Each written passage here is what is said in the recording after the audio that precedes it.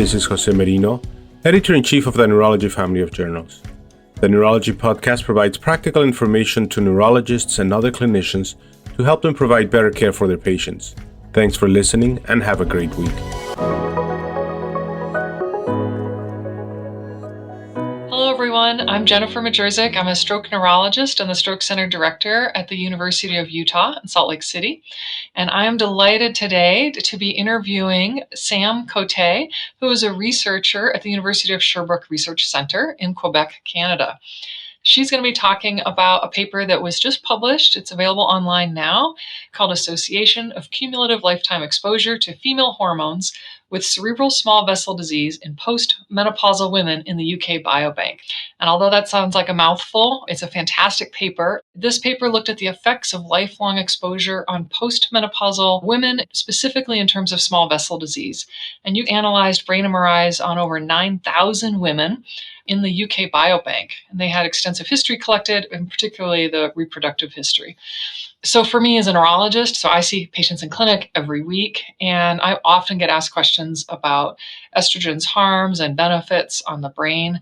And then as a woman myself, kind of facing her middle years, I've just found your work really interesting. Right away from the beginning, like, what is your take-home point of your work? What do you really want people to remember about what you studied?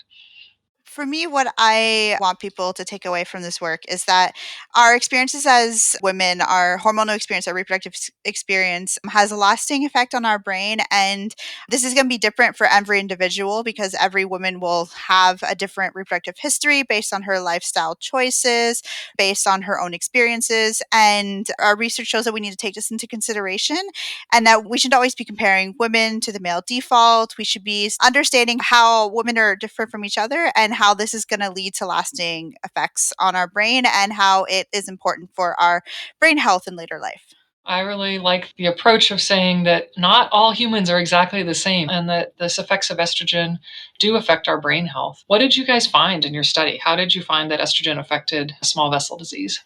So what we found is that the women who had higher exposure to hormones, so those who had either more children or who had longer reproductive periods, so they either had menopause later or they had their first period earlier, these women had less markers of cerebral small vessel disease on their brain, which would suggest that the estrogen was protecting against it. We don't know exactly how because it was just an association study, but it was very promising for showing the beneficial effects of hormones on the brain. Additionally, the UK-Biobank is also focused on cisgendered participants, and the research cannot be extrapolated to trans women and non-binary individuals.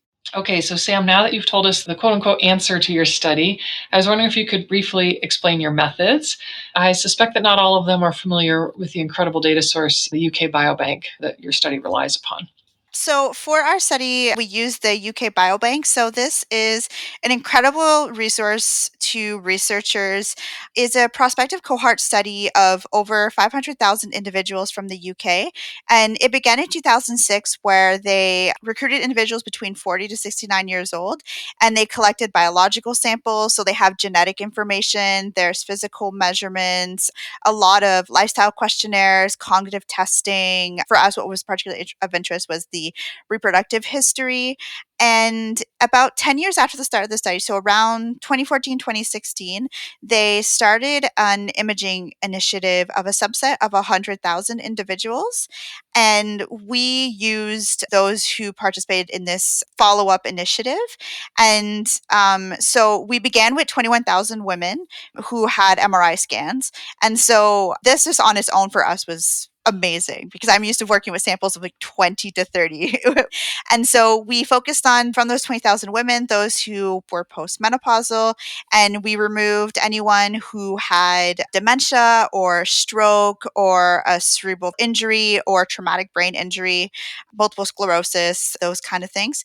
And we looked at their reproductive history. So we took the information that they said about when they had their first period, when they had menopause, and how many live births that they had had. And we used this information to estimate their endogenous lifetime hormone exposure. So, first, what we did is we calculated their reproductive period. So, how many years between when they had their first period to when they had menopause. And then we converted each pregnancy to a year. So, it was like 3/4 of a year per pregnancy. And this gave us a measurement of lifetime hormone exposure in years. We repeated the same thing with their exogenous hormone uses. So for this, we used when they reported they took their first oral contraception and when they last took oral contraception. And we used that same type of information for hormone replacement therapy, when they took the first time they took hormone replacement therapy and when did they last take it. And we use this to calculate duration of both oral contraception use and hormone replacement therapy to reflect our exogenous lifetime hormone exposure. And we took these variables along with cardiovascular risk factors, so high blood pressure, cholesterol, diabetes, smoking, waist to hip ratio, and socio-demographic information such as deprivation, and created a statistical model to isolate the effect of the endogenous hormone exposure on white matter hyperintensity volumes. What we found with exogenous hormones, so oral contraception use and hormone replacement therapy, was that when we looked at the duration of both the use of oral contraception and hormone therapy, this didn't change the relationship of how the endogenous hormones influence the brain. And then we also did a sub-analysis or exploratory analysis of hormone replacement therapy. And the goal was driven by this because I noticed I had a weird amount of error when I looked at just those who used HR hormone therapy and those who didn't. And so dividing the participants into the type that they took, so whether they took oral hormone therapy, such as a pill, or if they took a patch base, what did their brains look like? And what was really exciting at this exploratory analysis was that the women who took the patch based therapy actually had less markers of cerebral small vessel disease. So their brains overall looked healthier compared to those that took the oral therapy or women who had not taken any hormone therapy, which was very exciting and I think warrants further research, especially considering the controversy of hormone therapy on the brain. So, since most of us are not OB-GYNs, or none of us are probably, can you explain the difference between the transdermal estrogen in terms of hormone replacement therapy versus the pill? Like, what should a neurologist know about that? There's two main differences that I think that are contributing to the difference in our effect. So first is the oral would go through first pass metabolism, which the patch base would not. And then the other difference is the type of estrogen that is in the patch based hormone therapy.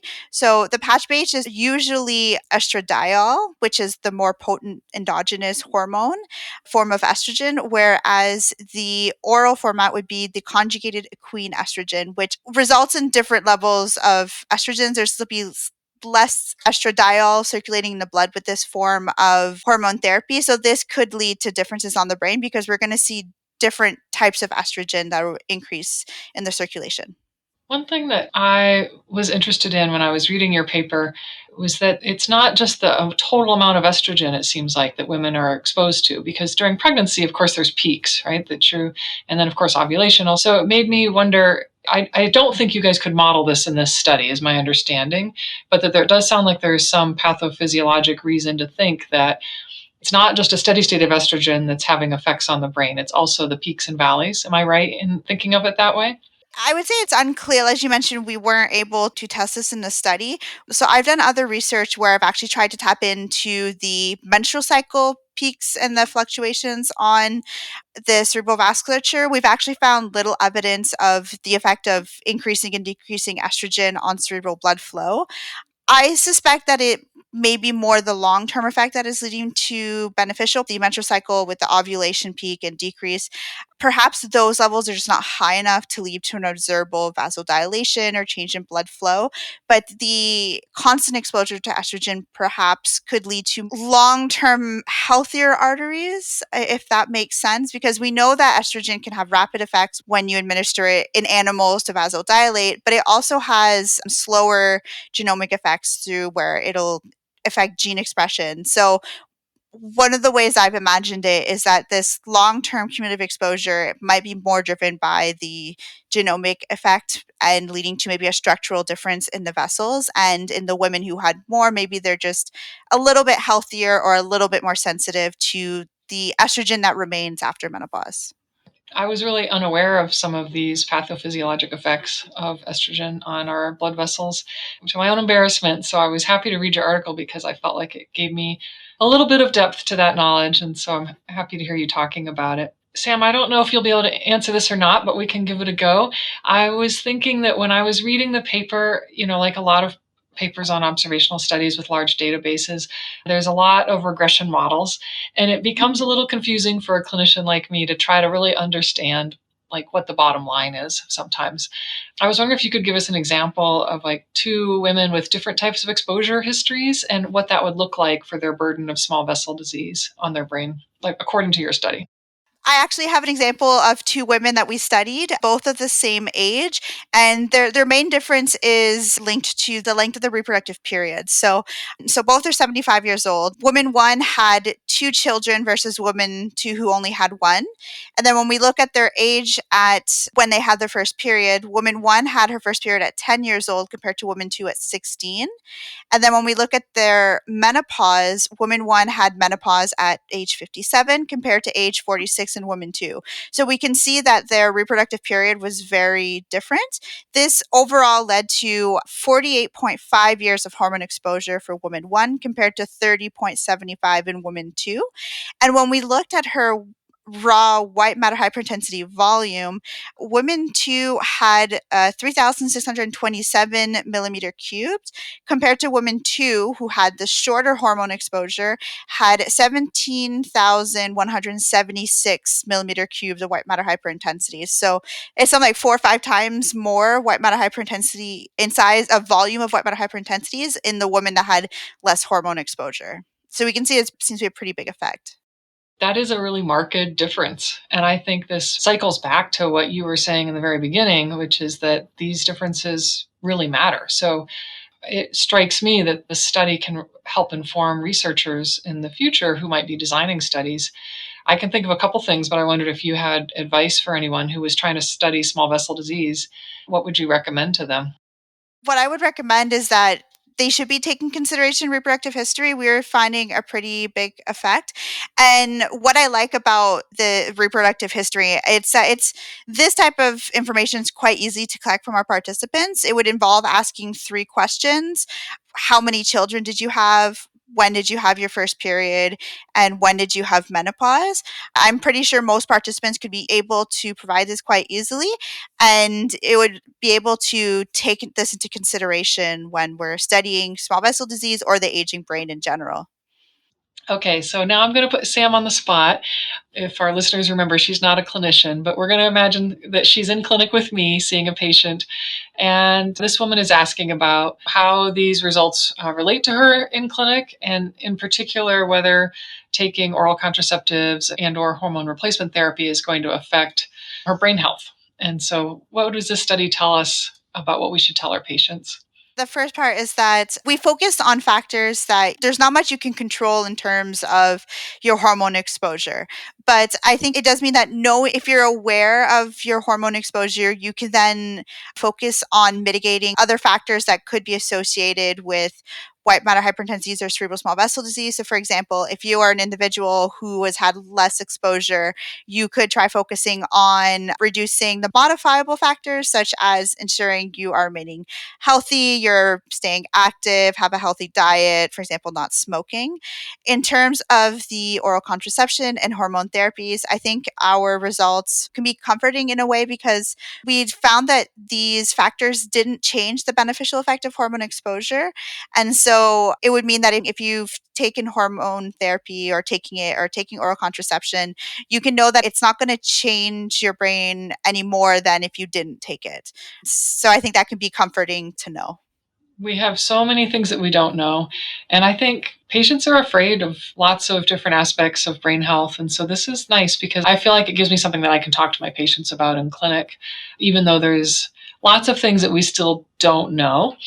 And I ended that sentence on a bit of a lilt up, because my final question to you, Sam, is going to be, sort of your dream world as a researcher. What would you love to study next? If you could have any study design you wanted and the perfect data set, what would you do? What would be your next step? So, in a world with infinite resources and infinite time, I would love to do a cross-sectional longitudinal study where I can follow women throughout their lifetime, starting from puberty right up until death, essentially, where we would scan women multiple times. So, for example, every 5 years, and track how their brain changes with their reproductive history, with their oral contraception use, follow them throughout pregnancy, if they use assisted reproductive technology, and then scan them frequently during the perimenopausal transition, and then continuing after. I'm a huge fan of longitudinal studies, and I would really interested to see how the brain changes with these different hormone exposures and hormone states. And I think this could help answer a lot of the unanswered questions. What's happening with peaks in hormones, for example, what's happening through pregnancy and then after in the postpartum period. Assisted reproductive technology gives us insight on some of the highest levels of estrogen and progesterone that a female will experience. And so if we can scan women during these procedures, understanding how is that influencing the brain? Is it receiving a lot of estrogen that's good, or is it receiving a constant level? So I think a cross-sectional longitudinal study would allow me to both short-term and long-term try to answer these questions and really paint a picture of how the female brain changes across the lifespan, and also comparing older individuals to younger individuals. Well, I'm hoping the Canadian government, who funds all of your research, is listening.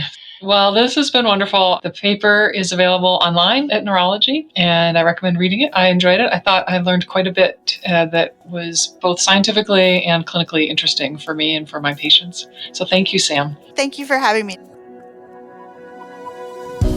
This is Stacey Clardy, your podcast editor. If you've enjoyed the podcast, please take a few moments to subscribe, rate, and review the Neurology podcast through Apple Podcasts, Google Podcasts, Spotify, or wherever you listen. And remember, you can always head to neurology.org/podcast for our full list of past episodes, or you can also search by keyword in your podcast app for any neurology-specific topics you want to learn about.